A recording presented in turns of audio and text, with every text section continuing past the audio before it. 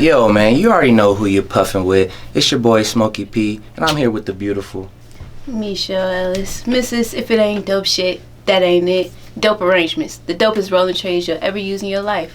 Hey, you already know how we doing it. So let me get my weed. I'm usually have something rolled up, but let me grab my little shit. Roll up.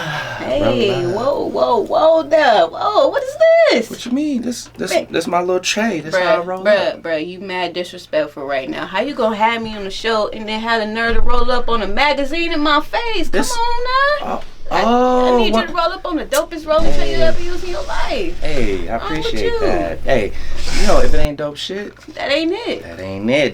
This ain't it. So, you know, I appreciate you coming in and blessing us with your presence. I know you got a lot going on. You've been very busy in the community. Oh, yeah. So you told me before show. So before we get started, let's tell the fans. You said you won't be puffing with me today because of what now? Yes, unfortunately, I won't be puffing today because I am fasting, so I'm only eating fruit and vegetables and taking a little small break from weed. But February 10th, she's back. I'm back. Hey, that's fine. I'm a puff on this backwood for you, and hopefully we can get you a little contact high and take your spiritual level to another level. You know what I'm saying? So let's get the fans acquainted a little bit with who you are and what your journey's been about. Where are you from originally? I'm from a very small city, Warner Robins, Georgia. Y'all gonna have to Google that. It's like an hour and a half south of Atlanta. But that's where I'm from. You know, East Coast shawty. I got a friend out. I got some friends in Atlanta. You know, that's a little hotbed that, you know, is good for the black community. So I got to go out there and visit soon. So we should maybe go out on a trip to do some cannabis stuff out there and try to network, get some things rolling. But so what got you into the cannabis scene coming from Georgia? You know what I mean? Where weed isn't like on the same legal path as it is out here with cannabis. How long have you actually been out in Vegas from Georgia? Next month I actually make it a year since I've been out here. Wow, only a year. Making waves. A year. So we've been right around the time you got out here is right around the time I got into the community. So I think we've been both vibing around the same time on that same little wavelength through the community. Have you liked it out here so far? Yeah, for the most part. It get too hot for me. I can't. But isn't Georgia hot? Isn't it humid out there? It's dry heat though. Like the first day it got hot, bruh, I couldn't breathe. Like I could not breathe. I had to go back home. Like I was supposed to go somewhere. Don't even remember where I was going. It was just a thick cloud of smoke on the front part of my neck and the back part. I was like, yeah, I'm going home. Yeah. The bus was late and all that. Nah, can't even do it. So with you coming from Atlanta, where you know the cannabis scene is still on the rise, they obviously do have their own culture growing out there, but it's not as prevalent out here on the West Coast. How did you know that, you know, doing these trays and that was like your lane? When did you figure out like, yo, I love doing this is a great idea, I'm gonna push forward with it? I actually started doing the trays like 2.5 years ago because I first started off like making edibles and stuff. So I was like, ooh, well, I'm in a state where it's not really legal. So I actually came up with the idea during a smoke session. I was rolling up with one of my homeboys. Well, he's probably like an acquaintance now, but shout out to him though. We were rolling up and smoking or whatever. I was rolling up and he passed me the blunt. Back when I smoked blunts, don't do them anymore. He passed me the blunt and it either on my bed or on the floor. So I'm like, dang man, somebody needs to make something for this. And he was like, go for it. So I was like, bet. So then we went to the where do we go? We went to either Lowe's or Home Depot like the next weekend after. Shout out Lowe's. Hey, y'all be lit with the wood, but anyways. Yeah, so we went there like the next weekend and grabbed some pieces of wood and I started to teach myself how to carve into the wood. My first rolling tray was literally blood, sweat, and tears. Wait. So you telling me you hand carve these masterpieces? You do this by hand? Yep. You don't call somebody in China and say, hey, I need 100 trays, and then they carve out the trays and you paint on them? You hand carve? Well, that one I didn't hand carve. Somebody else carved it from here though. So right. It's still hand carved. It's still somebody's hands putting in the work. Right. That's a beautiful thing. Yeah. So you are building this from the ground. You taking a block of wood, just a panel of wood, carving it and creating this design and painting it. That's crazy. All you. All me. No, you don't have no little elves helping you in a factory like, hey, let's get a couple trays done so we can get them out. Nah, I need some elves. So if y'all out there watching, you want to be one of my elves. Hey, she needs some elves, you guys. You know, Mrs. Claus needs some elves to help get these beautiful trays out to the people.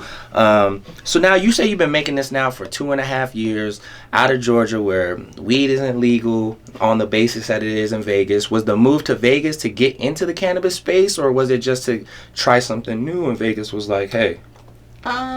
Vegas was the move to get to the cannabis space in LA. Okay. But I figured since it was legal here too, so I was like, okay, it might as well. This is a good jump, and it's a lot cheaper. You're not gonna be, you're not trying to sell some trays out the trunk of your car, or living in your car and then selling the trays out the trunk. You know what I'm saying? Like, I might need to do that though. Yeah, no, seriously. You could really get them out the trunk. Yeah. I gotta get a car first to do that, but I can rent one. We can always get out there. Okay. California is a hotbed for us, so that it, you know, coming out to Vegas, being that one hop away, a hop, skip, and a jump away from all the cannabis. I call it the cannabis mecca. Some other people might feel otherwise, but as far as how I feel, you know, California's cannabis mecca. And if you want to get to that level where everyone's noticing your brand, you want to get out there and be known out there in California.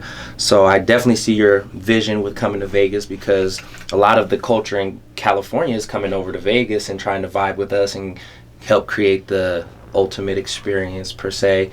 But what do you have anything? My bad, I got to cut off track, but is there something I want to ask you? You said you've been doing this for 2.5 years now. What has been the progression of this tray? Has it always looked like this, or where did you start first? Are you doing multiple designs of a doper arrangement tray right now? Well, the very first tray I made, it was in the shape of a heart, and it had the blunt and joint holder in the middle, and then the ashtray and grinder part on the left side, and it was hand carved. So in the process of me carving it, I actually cut my thumb. So it was literally blood, sweat, and tears in my first tray. So that was what the first one looked like. From there, I just started experimenting with like different shapes and putting different designs, putting stuff in other places. I've made like multi-purpose trays where you can use it for dab rigs and bongs. Dab trays with the dab mat in there. I have seen a couple different alterations that you have, so that's a cool, like, this isn't, so if you like to dab and you like to do all the other things, this isn't just for people who want to roll up a blunt or a J. You can put your rig on here and have it safely secure and just utilize a tray in many different ways, rather than just what you see. You got to be open-minded and see the options that you have available. But I see you collab with a lot of businesses. A lot of people recently have been outsourcing you for your services and making custom trays for their business, their brand, stuff that's maybe not even cannabis related. So how have you been able to branch out and reach to these different people who aren't necessarily directly in the cannabis space? And how have you branded yourself to work with these bigger brands to really want to get a tray made by you? It's mostly like getting out and networking, like going to the culture and cannabis. Shout out culture and cannabis. Shout out JC. JC's the man. Lit. But basically like doing stuff like that and actually getting out and doing the footwork and groundwork, because people are seeing my brand. Through that, I was able to showcase the brand at Urban Expo. I made a lot of... That was a nice event as well. Yeah, I like the Urban Expo. Got to do another one soon. Yeah, they are supposed to do another one this year. Oh, really? Okay. Yeah, I don't know the details on that yet. Don't tell nobody. All right. That ain't my business. You didn't hear it from us. Right. Cut that out. Right. But, yeah, so through that, I was able to showcase the brand. I made like a lot of contacts and connects there and really started to like build up my network. Through that, I also met Gina J and was able to go. Oh, that's my girl, Gina. Yeah, she's a nice lady, huh? Yeah, she is. So through that, I was able to do the roll-up show last month in December when I went out to California. I was able to do that because she just like really liked what I had going on, and the vibe and everything was dope. Nice. People have been reaching out. Where can we? I'm sorry to cut you off. Where can we see you on that show? Is there, what episode was it, or where can we see your product featured? You said it was in December. It was in December. So Roll Up Show on the YouTube channel. Yeah. Roll Up Show. Go look at the Roll Up Show on YouTube, man. Girl Gina J's doing a lot of big things. But yeah, continue. Yeah, I gotta update my blog and put like all of the interviews and stuff I did in one place so people can just go on it. Cause I had it in my bio, but I had to take it down because I had to put my website up because people were asking for that too. So I was like, oh, okay. It's more important, you know. So I was able to do that. I met connections with people at Social Weed. Did an interview with them. Okay. Back in December as well. Might So have been December? November. Oh, okay. November. The end of November. Okay. So I did an interview with them as well. Cooking Buddy, shout out to him. Met him through a mutual friend. Did interview with him too. Yeah, that's good. People's Cooking Buddies. I like his interview series and things that he's going as well. I know he has some big things planned moving forward as well. And I always see you with him, so that's always a good look as well. It's the broski right there. Yeah. Well, now, could you, for the people who maybe haven't seen some of your collaborations or the people you've worked with, could you let some people know who are the bigger clients that you've had that you made a tray for, or things that you've even been able to give to certain people?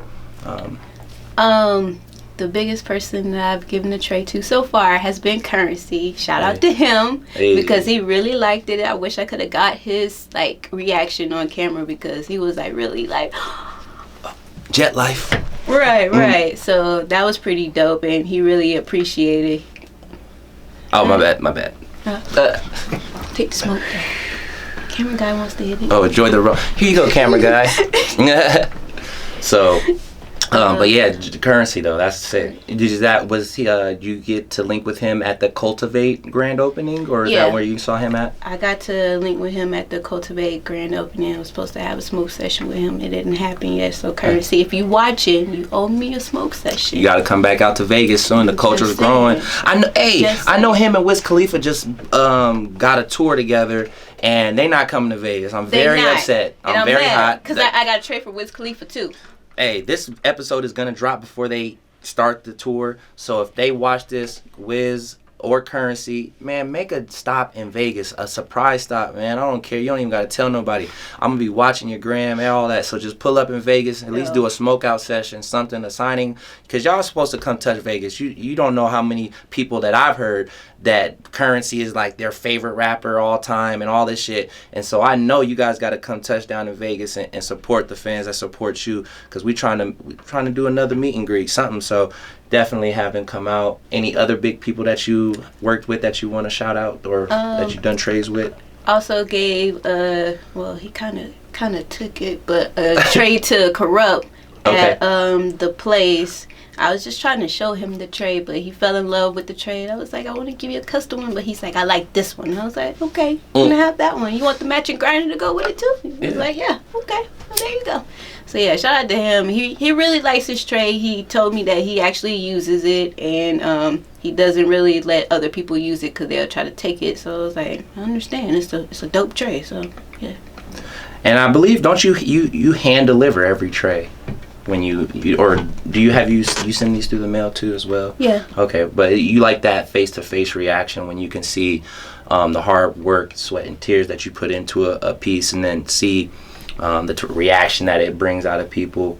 Now with the tray and doper arrangements, we always want to know what people are up to next.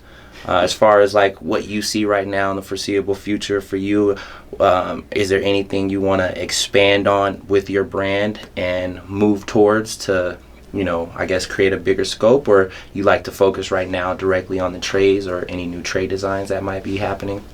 I definitely. When is this dropping? So is it before, you the is next it before Valentine's Day? Yes. Yeah. Okay. Well, I'll have. This will definitely be all before Valentine's. Cool. So I'll have like a Valentine's Day collection coming out pretty soon next week. Well, the end of January. I don't know when this is dropping. So the end of January. Yeah. Plans for the future is for me to have like my own dispensary and smoke shop, and like pretty much I don't want to say every product in there because that's kind of monopoly, and right. But a majority of the product in there will be dope arrangements. So I have apparel, weed, accessories, and that's like here that. in Las Vegas, or are you trying to take that out to Georgia when it becomes legal? What's your... I want as many legal states as possible. There's no limit.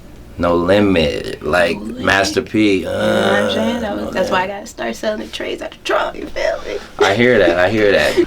So that's a pretty big jump, wanting to open a dispensary and have all the apparel. But that's a really like big move, and I really want to help you, support you along that movement. So if you ever need any help or anybody, on your team, always know that Ryan Smokey P is here to help you along the way.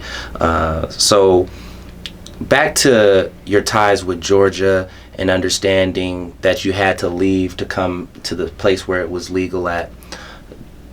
Could you explain to the people who live in the culture all the time out here what it's like back down south, and how it's a little bit different than out here in the sense of how everyone treats cannabis rather than their usage, I guess?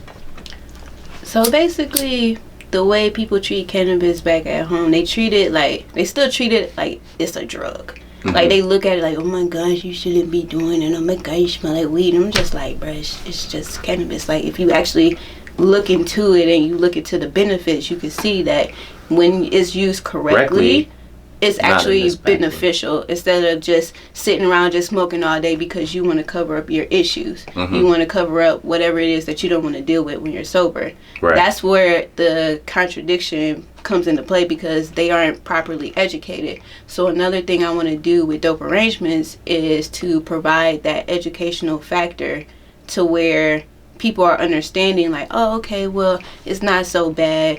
Just because she smokes weed doesn't make her a bad person. Just because she smokes weed doesn't make her not a Christian. You know what I'm saying? So it's just like, it's really different out there. Like, when I go out there, I haven't been back home since I came out here. But when I go out there, I have to be like extremely cautious of like doing certain stuff. Like, you get caught with weed out there over a certain amount, you gonna go to jail, or you gonna get a fine.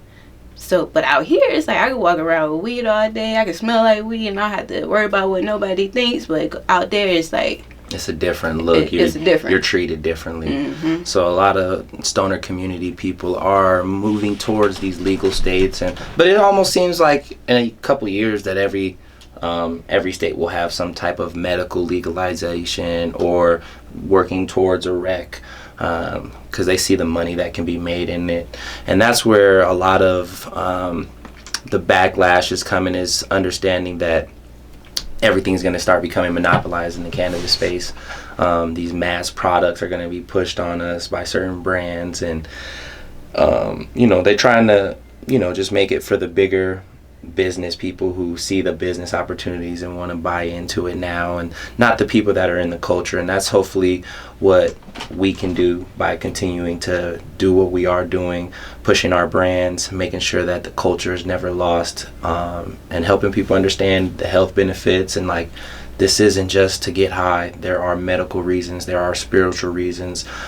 Cannabis does elevate your mindset and can take you to places where you can't be if you're just on a level field. So I think that cannabis can really change the world through hemp, with our hemp and all that stuff. It's just about the big money guys making sure that they're a part of that movement, with the people who own all the different the oil companies, the plastic companies, all these people.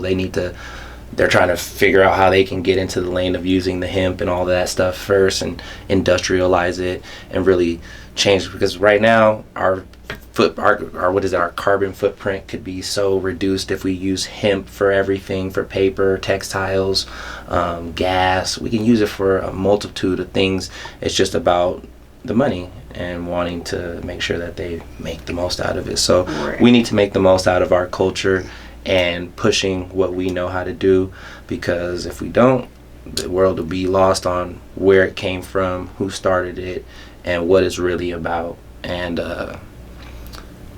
that's why we have you here, because you know a lot about what you're doing. You're very knowledgeable. Aren't you teamed up with some of the normal people, or don't you attend normal events out here, or have you attended any normal events? Because I haven't made it to one yet. I wanted to go last month, but they're very educational. So if you wanted to know more about laws out here in Las Vegas, or just about cannabis in general, Normal usually has a good, what are they called? I don't know, guest speakers and all this kind of stuff. So I need to tap in with the normal people to kind of educate ourselves better about what's going on. Now, with you talking about wanting to get to California earlier in the interview to really get to the cannabis culture, have you had the chance to attend any cannabis events out there yet? Yeah, I actually attended, what was it? Kushstock? It wasn't Kushstock. I'm mad I haven't gotten to Kushstock either. I missed the recent Kushstock. I was busy here taking care of the fam, so it wasn't Kushstock. Couldn't smash out. It was some sesh that I went to. Doobie sesh? Might have been a doobie sesh. And Daz was there. Okay, so it could have been a doobie sesh. Yeah. Those sessions, doobie sesh always has a nice musical performance lineup. I've been wanting to make it out. Doobie sesh. Yeah, I've been wanting to make it out to a doobie sesh. So maybe we should go out to Cali too. We should get a team of the Vegas brands, and we go out there and vend and just show. Because I know California people come out to Vegas and attend our events and stuff like that. So I think we should mob out there 4 or 5 of our brands and go out the trunk for a couple days and attend like a little gauntlet of the events. And I'm with it. All right, so that's it. We're gonna team up with a couple brands. So if you see this and you got a cannabis brand, let's link up. Let's get us a van or two. Go out to Cali and sesh it up and hit the scene. We session it up. We gotta be out there February 10th. After February 10th. Matter of fact, we could go several times. February is going to be a good month. Blunttonous is going to be having our launch party for our next line of apparel. So be ready for that. It'll be a free event. We'll have invites set out to specific people, but everyone's invited. I want you guys to come out and check that vibe. I'll have more flyers and information about that coming soon. But shit, since we're throwing out future shit, February is going to be a good time for the cannabis culture, Black History Month. So, let's talk about that. Talking about February, Black History Month, let's talk about being black in cannabis, because that's definitely what we are. And you're a female, so we can almost talk from 2 totally different perspectives and kind of, vibe off of how it's been for you. I always see you with a lot of different people. You're very well respected and liked by a lot of people. But explain, I guess, how it is with people working, maybe with people of your kind in the cannabis community and of the other kind as well, and how people receive you. I think as far as me being a black woman in the cannabis industry, I'm looked at still as a minority because there aren't that many women like me in the industry. Yeah, very.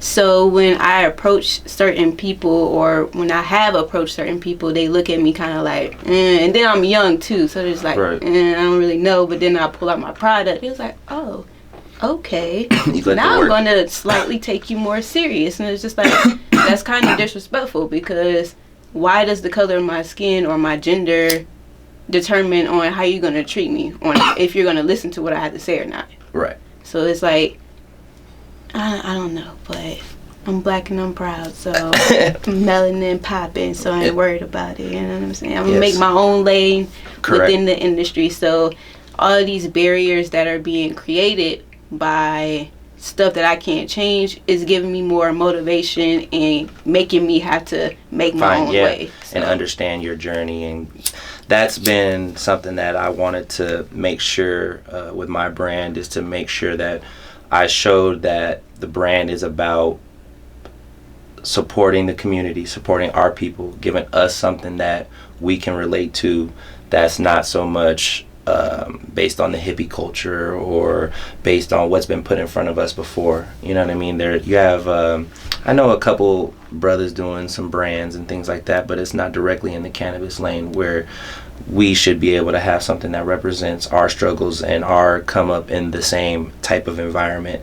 I see, let's just say I see all types of individuals talking about their selling of bud and different things, and they may not be black, but in a sense it allows them to feel comfortable about their drug endeavors and feel like, well, I made it legitimate and I have a business now. And but then if a brother says that, then it seems a totally illegitimate way.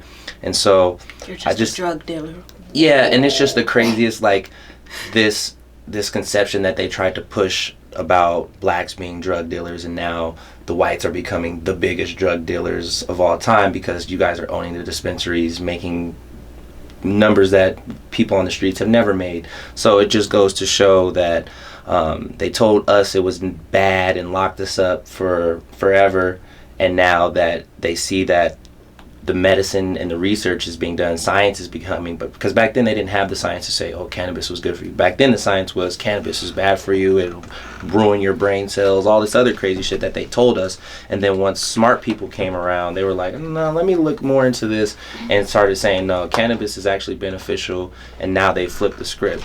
So, you know, it is a lane where legitimizing our hustles and making it into legitimate businesses and understanding where we fit in the demographic of everything is the beautiful part. And you know, I always want to wish you well along your journey because I know your struggles, you know my struggles, and all we can do is just keep working hard and working together to show each other that, hey, you know, I support you, you support me, and that's all that matters because we know that we're working. And I like the strong individuals that I bring on the show that I know in real life.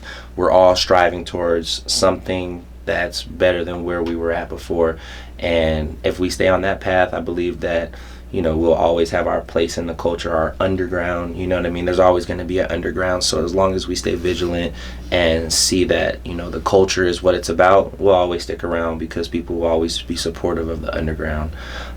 So shit, that's why the trails for the Underground Railroad still live today. They didn't destroy the underground. It's always going to be there. So, you know, the same goes for culture and everything else. You'll never be able to take away the underground, the black market, where people feel comfortable at, not so much in the dispensary buying products that are made by people who you don't know if they necessarily care about your real well-being. And that goes for even if you buy in black market, but it just goes to show that moving forward in the future, I think cannabis is going to turn into something totally different. I think finding out that if you have safe, clean products is going to be number one, and then two is the cultural aspect. It's like being real to knowing that you have real safe products and being real to the culture and what, you know, was there before you, and not being able to say like, oh, these people didn't pave the way, and you know, that's all it's about. But I'm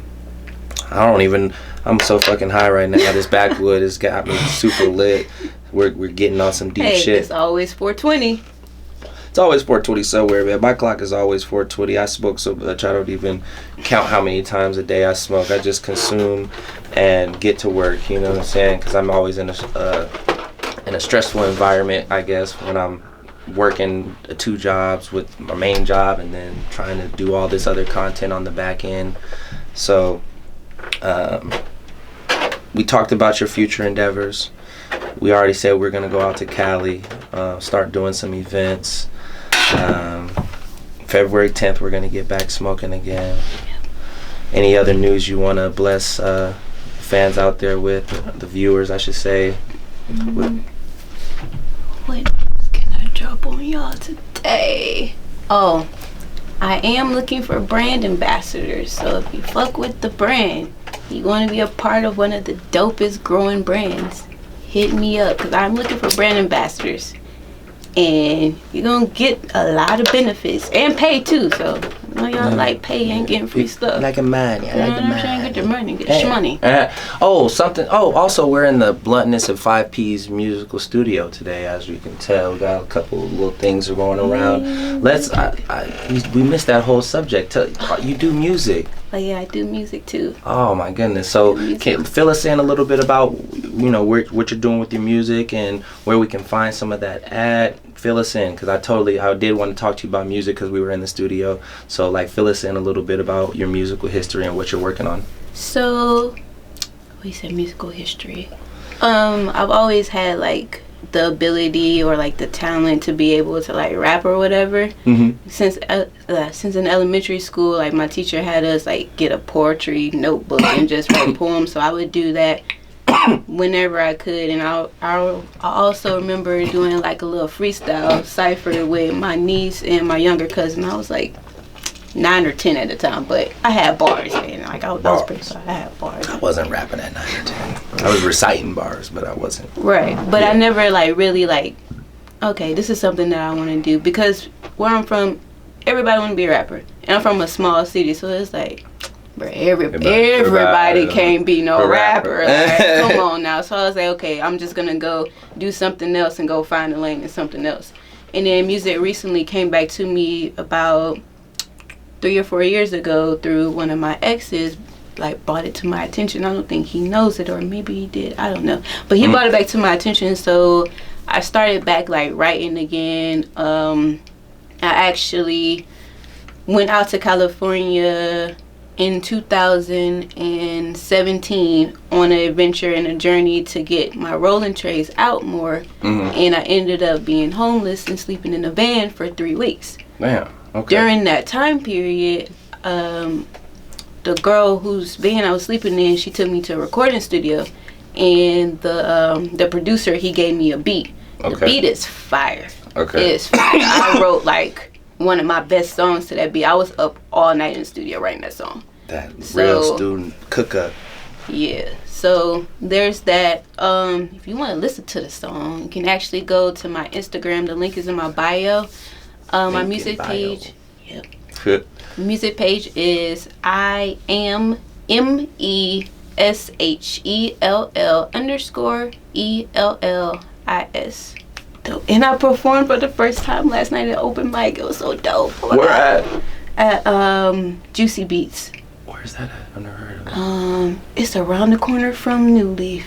Really? Yep. Man, start hitting me up. I'll come out to some. I didn't even remember I was performing. I was going to Vin and Trace. They were like, "Oh yeah, you're performing." I was like, "What?" I was like, "Oh, okay, cool." That's what's up. It was a vibe. That was pretty dope. Was the vending cool? Were people checking out? Yeah. Was it people into the cannabis scene there, or? Yeah, they were like the socially conscious type people. So I got a few follows from there, and then when I actually performed, people were like, "Oh my gosh, it was so good." I was like, "Thank you." So was it music and poetry, or just music? It was music, poetry, some dancing involved. There was a cipher at the end.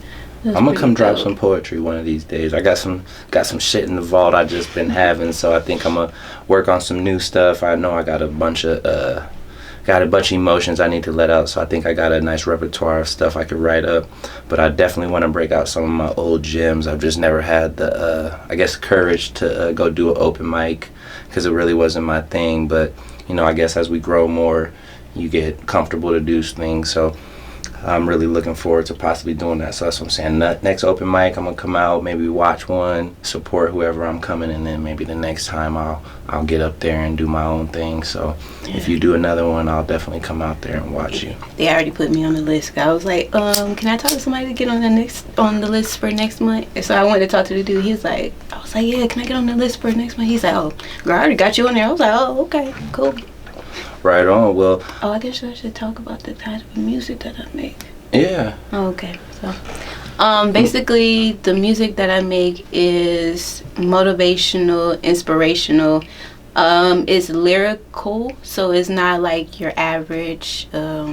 I can't even say that because that's. So you're on your like Kendrick Lamar shit. Kendrick Lamar, Lauryn Hill, J. Cole type thing. Ooh, you know what I'm saying? I love Lauryn Hill. Dropping bars. So we need to definitely. Well, did you say the name of the EP? Because I was too high. I was like. No, I didn't. But the name of the EP will be Unapologetically Me, which is my initials, Mechelle Ellis. And it also stands for no matter how far I get or go in life, I'm going to always stay true to myself. I'm going to always be me. That's some real shit, man. I'm fucking with the vibe. So, as you could tell, I'm kind of getting down to the end of this. So this is probably going to be the wrap up of the interview. I do want to thank you again for coming by and explaining your story, telling us a little bit about yourself. We know you're consciously aware, you're on your fast right now. you're gifted musically and artistically. You make all of these trays by hand. You carve them. So you're definitely a special individual. I wanted people to hear about. That's why I brought you on the show. So once again, I want to thank you for coming on. And if there's anything else you want to say or give a shout out to anybody back home, I want to let you have that moment now, and we'll wrap it up. Oh. Oh, shout out to my mama and my daddy though, cause they lit. Even though my mama still don't like that I smoke weed. Shout out to you, Mama Dukes. You know what I'm saying? When I come bring you the bag, you ain't gonna say nothing else. So yeah, shout out to y'all, and shout out to everybody who like really vibes with me. You know what I'm saying? I get so many DMs. People be coming up to me. I be in the store minding my business, and somebody like, oh, dope arrangements. Yeah, that's me. That's really dope. Like, that's hella dope. So yeah, just thank y'all for all of the support and for being a part of the journey. There's definitely more dope-ish to come. Always dope shit to come from both sides. And I also want to say we need to do a collaboration on a tray. So we'll talk about that because I got a great idea. So we'll definitely get that cracking. So be waiting for that dope arrangement, Blunttonous collaboration. We're gonna have some trays coming to you guys, man. Not just a one-off. We're gonna have a bunch for you guys. So trays with an S. S, multiple. So be ready for that when that drops, and I'll let you guys know who I'm puffing with next. Peace.